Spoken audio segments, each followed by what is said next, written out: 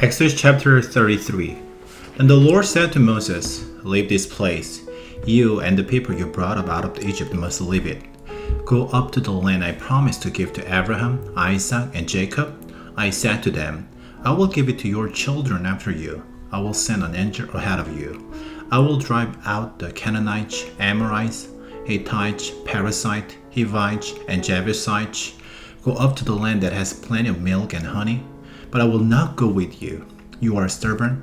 I might destroy you on the way." When the people heard these painful words, they began to mourn. No one put on any jewelry. The Lord had said to Moses, "Tell the Israelites, you are stubborn. If I went with you even for a moment, I might destroy you. Now take off your jewelry, then I will decide what to do with you." So the people took off their jewelry at Mountain Horeb.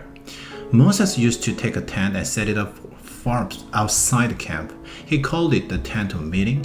Anyone who wanted to ask the Lord a question would go to the tent of meeting outside the camp. When Moses would go out to the tent, everyone would get up and stand at the entrance to their tent. They would watch Moses until he entered the tent. As Moses would go into the tent, the pillar of a cloud would come down. It would stay at the entrance while the Lord spoke with Moses. The people would see the pillar of cloud standing at the entrance to the tent. Then all of them would stand and worship at the entrances to their tents. The Lord would speak to Moses face to face like one would speak to a friend. Then Moses would return to the camp. But Joshua, his young helper, didn't leave the tent. Joshua was the son of Nun. Moses said to the Lord, "You have been telling me, lead these people, but you haven't let me know whom you will send with me. You have said, I know your name, I know all about you, and I'm pleased with you. If you are pleased with me, teach me more about yourself, that I can know you and I can continue to please you. Remember that this nation is your people." The Lord replied, "I will go with you, and I will give you rest." Then Moses said to him, "If you don't go with us, don't send us up from here. How will anyone know that you are pleased with me and your people? You must go with us. How else will be different from all the other people on the face of the earth?" The Lord said to Moses, "I will do exactly what you have asked. I am pleased with you, and I know your name. I know all about you." And Moses said, "Now show me your glory." The Lord said, "I will make all my goodness pass in front of you, and I will announce my name, the Lord, in front of you. I will have mercy on whom I have mercy, and I will show love to those I love. But you cannot see my face," he said. "No one can see me and stay alive." The Lord continued, "There is a place near me where you can stand on a rock. When my glory passes by, I will put you in an opening in the rock. I will cover you with my hand until I have passed by. Then I will remove my hand. You will see my back, but my face must not be seen." Exodus chapter 34. The Lord said to Moses, "Cut out 2 stone tablets that are just like the first ones. I will write on them the words that were on the first tablet, which you broke. Be ready in the morning, and then come up on Mount Sinai. Meet with me there on top of the mountain. No one must come with you. No one must be seen anywhere on the mountain. Not even the flocks and herds must be allowed to eat grass in front of the mountain." So Moses carved out 2 stone tablets just like the first ones. Early in the morning, he went up Mount Sinai. He carried the 2 stone tablets in his hands. He did as the Lord has commanded him to do. Then the Lord came down in a cloud. He stood there with Moses and announced his name, the Lord. As he passed in front of Moses, he called out. He said, "I'm the Lord, the Lord. I'm the God who is tender and kind. I'm gracious. I'm slow to get angry. I am faithful and full of love. I continue to show my love to thousands of people.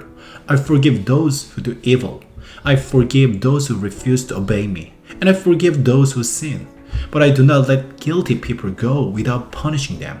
I cause the sins of the parents to affect their children, grandchildren, and great-grandchildren." Moses bowed down to the ground at once and worshipped. "Lord," he said, "if you are pleased with me, then go with us. Even though these people are stubborn, forgive the evil things we have done. Forgive our sin and accept us as your people." Then the Lord said, I'm making a covenant with you. I will do wonderful things in front of all your people. I will do amazing things that have never been done before in any nation in the whole world. The people you live among will see the things that I, the Lord, will do for you, and they will see how wonderful those things really are. Obey what I command you today. I will drive out the Amorites, Canaanite, Hittite, Perizzite, Hivite, and Jebusite to make room for you. Be careful. Do not make a peace treaty with those who live in the land where you are going. There will be a trap to you. Break down their altars, smash their sacred stones, cut down the poles they used to worship the female god named Asherah. Do not worship any other god. The Lord is a jealous God. In fact, his name is jealous. Be careful not to make a peace treaty with the people living in the land. They commit sin by offering sacrifices to their gods. They will invite you to eat their sacrifices, and you will do it. You will choose some of their daughters as wives for your sons, and those daughters will commit sin by worshiping their gods. Then they will lead your sons to do the same thing. Do not make any statues of gods. Celebrate the Feast of Unleavened Bread. For 7 days eat bread made without yeast, just as I commanded you. Do it at the appointed time in the month of Aviv. You came out of Egypt in that month. Every male animal born first to each mother belongs to me. That includes your livestock. It includes herds and flock alike. Sacrifice a lamb to buy back every male donkey born first to each mother. But if you do not buy the donkey back, break its neck. Buy back all your oldest son. You must not come to worship me with your hands empty. Do your work in 6 days, but you must rest on the seventh day. Even when you are plowing your land or gathering your crops, you must rest on the seventh day. Celebrate the Feast of Weeks. Bring the first share of your wheat crop. Celebrate the Feast of Booths. Hold it in the fall. 3 times a year, all your men must come to worship me.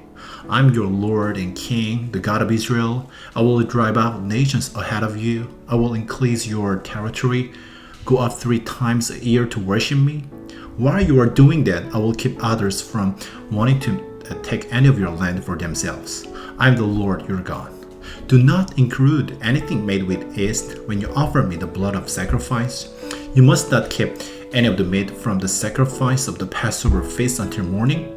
Bring the best of the first share of your crops to the house of the Lord your God. Do not cook a young goat in its mother's milk. Then the Lord said to Moses, write down the words I have spoken. I have made a covenant with you and with Israel in keeping with those words. Moses was there with the Lord for 40 days and 40 nights. He didn't eat any food or drink any water. The Lord wrote on the tablets the words of the covenant law. Those words are the 10 Commandments. Moses came down from the mountain Sinai. He had the 2 tablets of the covenant law in his hands. His face was shining because he had spoken with the Lord, but he didn't realize it. Aaron and all the people of Israel saw Moses. His face was shining, so they were afraid to come near him. But Moses called out to them. So Aaron and all the leaders of the community came to him, and Moses spoke to them. After that, all the Israelites came near him, and he gave them all the commands the Lord had given him on Mount Sinai. Moses finished speaking to them, then he covered his face with a veil. But when he would go to speak with the Lord, he would remove the veil. He would keep it off until he came out. Then he would tell the people what the Lord had commanded. They would see that his face was shining, so Moses would cover his face with the veil again. He would keep it on until he went in again to speak with the Lord.